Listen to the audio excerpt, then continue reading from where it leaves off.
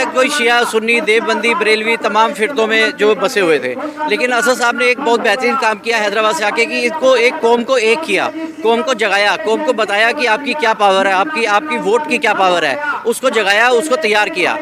सबसे पहले बैरिस्टर आए थे, गांधी जी बना के उनको महात्मा पिता गांधी जी बना दिया गया। फिर अम्बेडकर साहब अगर बैरिस्टर आए तो उनको संविधान रचयिता बना दिया गया। मैं तो ये कहूँगा कि अब बैरिस्टर रसूलुद्दीन ओवैसी आए हैं तो इनको आप प्रधानमंत्री बना दीजिए बस। मोदी जी को झुका के 2% सिखों ने अपना बिल वापस करवाया, ये तो 20% है मुस्लिम, ये अपना CNRC बिल क्यों नहीं वापसी करवाते? अगर 2% सिख अपना बिल वापसी करा सकते हैं, किसान बिल वापसी करा सकते हैं, सिख अब जाटों के साथ मिलकर अगर किसान बिल वापस करा सकते हैं तो ये दलितों के साथ मिलकर क्यों नहीं अपना बिल वापस करा सकते? इनके पास कौन सी कमी है? 20% की इनके पास तादाद है, अगर 18% की तादाद अगर दलितों की लगा लो तो ये कौन सा बिल नहीं माफ करा सकते? सारे बिल वापस करा सकते हैं। हमने क्या ठेका लिया हुआ बीजेपी को रोकने का? हमने ठेका लिया हुआ है क्या? अब आपके साथ मैं हूं आकिल रजा। कुंदरगी विधानसभा क्षेत्र में इस वक्त हम मौजूद हैं। असदुद्दीन ओवैसी साहब की यहां पर रैली होने वाली है। मेरे साथ DS बिंद्रा हैं जो दिल्ली से हैं, सेक्रेटरी हैं, AIM के सदस्य हैं, पदाधिकारी हैं। इनसे हम बात करते हैं। सर, जब असदुद्दीन ओवैसी या AIM का नाम आता है, आरोप लगते हैं कि सिर्फ मुस्लिम करने आए हैं, तुष्टीकरण की राजनीति करेंगे। जो बीजेपी कर रही है वही ये कर रहे हैं। और खासकर आप जो सिख समुदाय से ताल्लुक रखते हैं, आपको क्या वजह लगी जो आप AIM आए? देखिए, मेरे को 7 साल हो गए AIM के अंदर आए हुए, और मैं तो इतना ही जानता हूँ कि जो असद साहब जो कर रहे हैं वो शायद ही कोई और कर पाएगा, क्योंकि इन्होंने जो सबसे बड़ा काम किया है मुस्लिम कौम को एक करने का किया है, क्योंकि मुस्लिम कौम एक नहीं थी। अभी तक कोई शिया सुन्नी देवबंदी बरेलवी तमाम फिरकों में जो बसे हुए थे, लेकिन असद साहब ने एक बहुत बेहतरीन काम किया हैदराबाद से आके कि इसको एक कौम को एक किया, कौम को जगाया, कौम को बताया कि आपकी क्या पावर है, आपकी वोट की क्या पावर है, उसको जगाया, उसको तैयार किया। और देखिए, अपनी कौम के लिए काम करना कोई गलत बात नहीं है। बीजेपी हिंदुओं के लिए काम करती है, राम मंदिर के लिए काम करती है, अगर ओवैसी साहब मुसलमानों के लिए काम करते हैं तो बहुत अच्छी बात है। बात तो वही हुई ना, बात कर रही है, आप कर रहे हैं। नहीं, देखिए, वो कर रहे हैं या हम कर रहे हैं, बात ये नहीं है। हम लोग अपना काम कर रहे हैं, वो लोग अपना काम कर रहे हैं। जो अगर जो सच्चा मुसलमान है, 5 वक्त का नमाजी है, जो बैरिस्टर रसूलुद्दीन ओवैसी हैदराबाद से चल के आ रहा है, अगर आप बोलते हो वो काम कर रहा है, तो अगर वो काम है तो ठीक है, बहुत बढ़िया काम कर रहा है। मैं तो ये कहूँगा सही काम कर रहे हैं, बहुत बढ़िया काम कर रहा है। मुसलमानों को एक कर रहे हैं। शोषित वंचित जितना पिछड़ा हुआ वर्ग है, जितना भी पिछड़ा हुआ वर्ग, अम्बेडकर वर्ग हो गया, चाहे शोषित हो गया, सबको एक कर रहे हैं। सबको बता रहे हैं कि आपके अधिकार क्या है, आप अपने अधिकारों को जानो और अपने अधिकारों को पाओ और अपने संविधान की रक्षा करो। मैं आपसे इसीलिए मैं ये सवाल पूछ रहा हूँ क्योंकि आरोप जो लगते हैं ना कि नफरत बोने का काम जो है ओवैसी की। देखिए, एक परिवार को एक करना कोई नफरत नहीं होती है। जब एक मुसलमान पैदा होता है तो वो मुसलमान होता है, सुन्नत होता है। अगर उसको एक करना कोई नफरत नहीं है, कोई नफरत नहीं है। जो लोगों को नफरत लग रही है उनकी जहन अलग है, उनकी सोच अलग है, उनको नफरत दिखाई दे रही है। लेकिन असद साहब अपना काम कर रहे हैं, 5 वक्त के नमाजी हैं, उनको जो अल्लाह ताला ने काम भेजा है वो अपना काम पूरा कर रहे हैं और बखूबी कर रहे हैं। और मैं कहूँगा कि कई कौमों तक, कई पीढ़ियों तक इसको याद रखा जाएगा। कई पीढ़ियाँ इसको याद करेंगी कि असदुद्दीन ओवैसी को हमारे पास आया था। मैं तो यही कहूँगा कि अभी जब सबसे पहले बैरिस्टर आए थे, गांधी जी बना के उनको महात्मा पिता गांधी जी बना दिया गया। फिर अम्बेडकर साहब अगर बैरिस्टर आए तो उनको संविधान रचयिता बना दिया गया। मैं तो ये कहूँगा कि अब बैरिस्टर रसूलुद्दीन ओवैसी आए हैं तो इनको आप प्रधानमंत्री बना दीजिए बस। आप प्रधानमंत्री बनाना चाहते हैं? बिल्कुल सर, बिल्कुल, ये अपनी सोच है। अगर बैरिस्टर हमारे पास आया है तो हम बैरिस्टर को, और हमारे पास वोटिंग पावर है ना, हमारे पास दलित अगर हमारे साथ मिल जाए तो प्रधानमंत्री बनना कोई बड़ी बात नहीं है। ये तो आप भी जानते हैं, मीडिया आपके पास है, आप तो सारे देख रहे हैं। और देखिए, वोटिंग पावर है। अगर मोदी जी अगर PM बन सकते हैं वोटिंग पावर से, तो ओवैसी साहब क्यों नहीं बन सकते? अगर ओवैसी साहब बन सकते हैं तो इनको सबको यही समझाने आए हैं कि अपनी वोटों को पहचानो। आज आप अपना MLA निकालो, फिर अपना MP निकालो, फिर अपना PM निकालो। क्या कुछ बदलाव हो जाएंगे? बदलाव जो पिछड़ा वर्ग है, जो शोषित है, जो वंचित है, उसका विकास होगा, उसको एक अधिकार मिलेगा, एक पावर आएगी।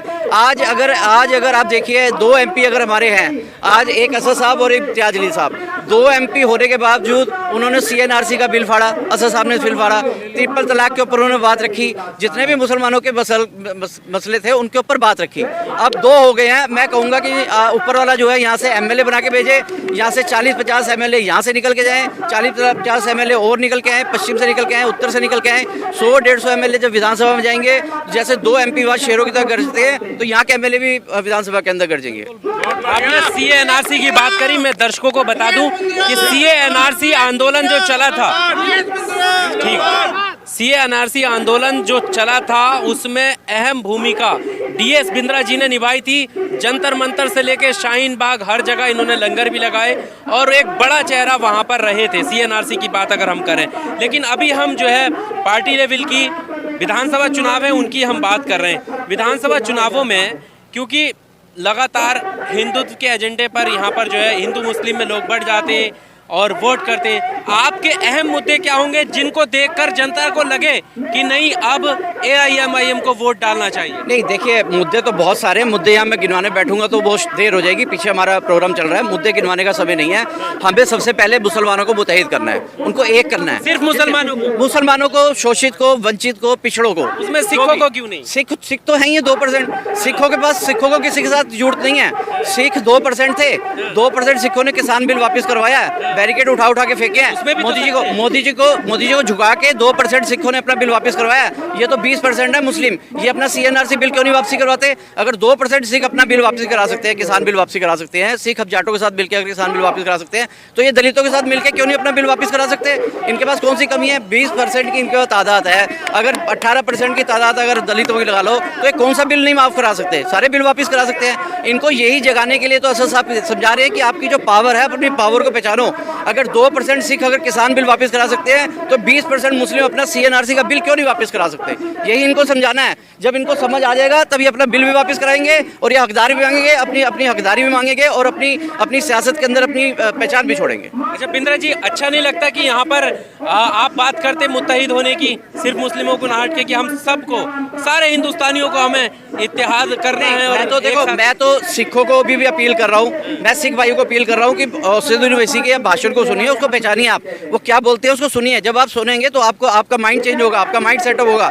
हम सिखों के पास भी कोई लीडर नहीं है, लेकिन वो बात अलग है कि हम 2% सिखों ने, आप ये ध्यान रखना, 2% सिखों ने हमने पहले तो पंजाब के अंदर सीएम बनाया, उससे पहले हमने पीएम बनाया मनमोहन सिंह को। 10 साल तक राज किया पीएस सिख ने। लीडर है तो फिर आप ये क्यों कह रहे हैं लीडर नहीं? लीडर था, मनमोहन सिंह था, अब नहीं है, अभी नहीं, अब वो एक्टिव नहीं है, अब उनका कार्यकाल पूरा हो चुका है। अभी नए लीडरों को लेके आना पड़ेगा।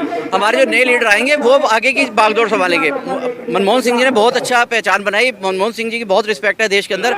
अब हम चाहते हैं कि एक असदुद्दीन ओवैसी को हम वो पहचान दिलाएं, उसको पीएम बना के लाएं और भर भर के वोटें दे। अगर ये 20% मिलकर अगर ये चाहें तो सीएम पीएम कुछ भी बना सकते हैं। बलदेव सिंह ओलख हैं, देखिए ना, मंत्री है, नहीं कह रहे लीडर नहीं है। नहीं, लीडर सर देखिए, लीडर गरीबों का लीडर नहीं है, वंचित का लीडर नहीं है, शोषित का लीडर नहीं है। अमीरों के तो सभी लीडर है, गरीबों का लीडर कोई नहीं है। गरीबों के साथ कोई खड़ा नहीं होना चाहता क्योंकि उसकी पॉकेट में पैसा नहीं है, इसलिए गरीब के साथ कोई खड़ा नहीं होता है। गरीब के साथ खड़े होने में उसको बेइज्जती महसूस होती है, वो अपनी इज्जत नहीं समझता है। जो गाड़ी से आता है उससे हाथ मिलाता है, गरीब आदमी से वो हाथ भी नहीं मिलाता है। तो इसलिए कहूँगा कि गरीबों का जो है, एक शोषित, वंचित, जो पीड़ित है, उनका एक लीडर होना चाहिए। और असदुद्दीन ओवैसी से बढ़िया हमें कोई चेहरा नहीं देखा जाता है क्योंकि वो 5 वक्त का नमाजी है, बैरिस्टर है, पढ़ा लिखा है। उसकी सल्तनत देखो आप जाके, आप हैदराबाद में देखो, उनके स्कूल देखो, उनका काम करने का तरीका देखो, आप खुद कहेंगे कि इससे बड़ा लीडर नहीं है। योगी आदित्यनाथ भी तो सुबह उठते ही पूजा करते हैं 4 बजे उठ के। नहीं, योगी आदित्यनाथ जी तो पूजा कर चुके हैं, उन्होंने जो पूजा करनी थी कर लिया, जो राम मंदिर बनाना था बना लिया, उन्होंने जो मिठाई खा ली। अब असदुद्दीन ओवैसी की बारी आई है, मथुरा की बारी है कह रहे हैं। नहीं, अब जो होना था हो चुका है, बदलाव आएगा और सरकारें बदलती हैं। इस बार भी देखना, आप सरकार के अंदर जो है पूरा एमएम का पूरा जो है रोब रहेगा, चाबी एमएम के पास रहेगी और पूरे एमएलए जो है यहाँ से जीत के जाएंगे, भर भर के जीत के जाएंगे। आप देखना बदलाव आएगा, मुस्लिम एक होगा, दलित एक होगा, सिख एक होगा, शोषित, वंचित सब एक हो जाएंगे। एक लहर जो है, एक आखिरी सवाल, एक लहर जो है कि बीजेपी को अगर कोई रोक सकता है तो वो सपा है, ये जवानी है कुर्बान अखिलेश। हमने क्या ठेका लिया हुआ बीजेपी को रोकने का? हमने ठेका लिया हुआ है क्या? रोके ना जिनको रोकना है, हमें अपने को आगे लेके आना है, हमें किसी को रोकने की जरूरत नहीं है। हम एक बड़ी लकीर, छोटी लकीर के आगे बड़ी लकीर खींच देंगे, वो अपने आप लकीर छोटी हो जाएगी। अगर उनके 30 MP अगर आते हैं तो हम उसके 45 MP लेके आएंगे। अगर उनके 300 MLA आते हैं तो हम 500 MLA लेके आएंगे। उनकी लकीर के आगे बड़ी लकीर खींच देंगे, उनकी लकीर अपने आप छोटी हो जाएगी। हमें किसी को रोकना नहीं है, हमने कोई ठेका नहीं लिया हुआ किसी को रोकने का। हम अपने लोगों को आगे लेके आएंगे, इनको एमएलए बनाएंगे, इनको एमपी बनाएंगे, ये आएंगे और ये बड़ी लकीर खींच के जाएंगे। अच्छा, एक आखिरी सवाल, समाजवादी पार्टी या कोई भी जो और पार्टी है उनको असदुद्दीन ओवैसी मंच से कह चुके हैं कि हम दो पार्टियों को छोड़ के, कांग्रेस और बीजेपी, बाकी हम किसी से भी गठबंधन करने के लिए तैयार हैं। सर देखिए बात आती है कि शोषित वंचित की, जो शोषित है ना, जो वंचित है, जिसको पीछे किया गया है, जिसको एक कुएं के अंदर पानी पीने से रोक दिया जाता है, उसको कह दिया जाता है कि आप दलित है, आप इस कुएं में पानी नहीं पी सकते हैं। जब कहीं मुसलमान की बात आती है तो पुलिस वाला सबसे पहले मुसलमान का नाम सुनते हैं उसको लाठी मारता है, उसको उठा के थाने में बंद कर देता है। पता है इसका कोई रहनुमा नहीं है। ये जो असदुद्दीन ओवैसी है, ये इनका रहनुमा तैयार कर रहे हैं। हर एरिया के अंदर अगर हमारा एमएलए मुस्लिम एमएलए होगा, दलित एमएलए होगा, वंचित एमपी होगा, तो वो आवाज़ उठाएगा तो आवाज़ सुनी जाएगी उसकी। अभी क्या होता है कि हमारा अभी लीडर अभी नहीं है, हमारे एमएलए नहीं है। अगर है तो वो महाराष्ट्र में है, औरंगाबाद में है, उत्तर प्रदेश में और यूपी में अभी हमारे नेता नहीं है। नहीं सर, गठबंधन हमें नहीं करना। हम लोग इतने हैं, हम 20% है। अगर मुस्लिम 20% है, दलित साथ में मिल जाते हैं, सिख साथ में मिल जाते हैं, तो हमें गठबंधन की जरूरत नहीं है। और यही ताकत है ओवैसी की कि वो कहते हैं कि मैं इन बड़ी पार्टियों से नहीं करूँगा। जो बड़ी पार्टियों से अगर गठबंधन करेंगे तो उनकी नीतियों के ऊपर चलना पड़ेगा, उनके सिस्टम के साथ चलना पड़ेगा। इसलिए असदुद्दीन ओवैसी कहते हैं कि हमें उनकी नीतियों के साथ नहीं चलना है, हम अपनी नीतियों के साथ चलेंगे, हम अपने शोषित वंचित को ऊपर लेके जाएंगे। बाकी पार्टियां भी आपको साथ का ला रही हैं? सर बाकी पार्टियों से मतलब नहीं, हम अपनी पार्टी की बात करेंगे, हम अपने विधायक चुन के लाएंगे, अपने एमपी चुन के लाएंगे, हम एक नई लकीर खींचेंगे, छोटी लकीर के आगे बड़ी लकीर, बस बात कर रहा हूं। बहुत शुक्रिया हमारे साथ बात करने के लिए। डीएस बिंद्रा जी थे। लगातार जैसे मैंने आपको बताया कि एआईएमआईएम से जुड़े हुए हैं और सीए एनआरसी के प्रोटेस्ट में एक मुखर चेहरा रहे थे। ये लगातार आंदोलन किया था और अब मजलिस के साथ जुड़े हुए हैं, ओवैसी के साथ जुड़े हुए हैं। कैमरामैन सलीम के साथ आकिल रजा की रिपोर्ट, कुंदर की, मुरादाबाद।